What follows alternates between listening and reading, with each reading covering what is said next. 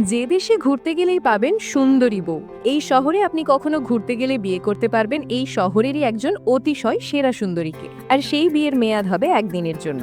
প্রতি বছর প্রায় ৫ মিলিয়ন আন্তর্জাতিক পর্যটক আমস্টারডাম ভ্রমণ করেন। শহরটি তার নৈশ জীবন এবং উৎসব কার্যকলাপের জন্য সুপরিচিত। তার নাইট ক্লাবগুলির মধ্যে বেশ কয়েকটি, যেমন মেলকুইক, প্যারাডিসো বিশ্বের সবচেয়ে বিখ্যাত নাইট ক্লাবগুলির মধ্যে অন্যতম।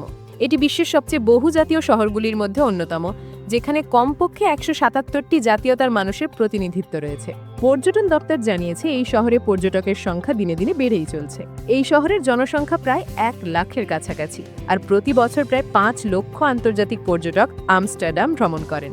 এত বেশি সংখ্যক পর্যটকের আসা যাওয়া শহরের মানুষের কাছে দুশ্চিন্তার কারণ হয়ে উঠেছে। তাই পর্যটকদের সঙ্গে আমস্টারডামবাসীদের সুসম্পর্ক গড়ে তোলার উদ্দেশ্যে এই সিদ্ধান্ত নেওয়া হয়েছে পর্যটন দপ্তর থেকে। আমস্টারডাম বিশ্বের অন্যতম প্রধান বন্দর ও বাণিজ্য কেন্দ্র, আর সুন্দরী নারীদের বিচরণ এখানেই। কি দিন কি রাত নারী পুরুষের সরব উপস্থিতি সবার নজর কাড়ে।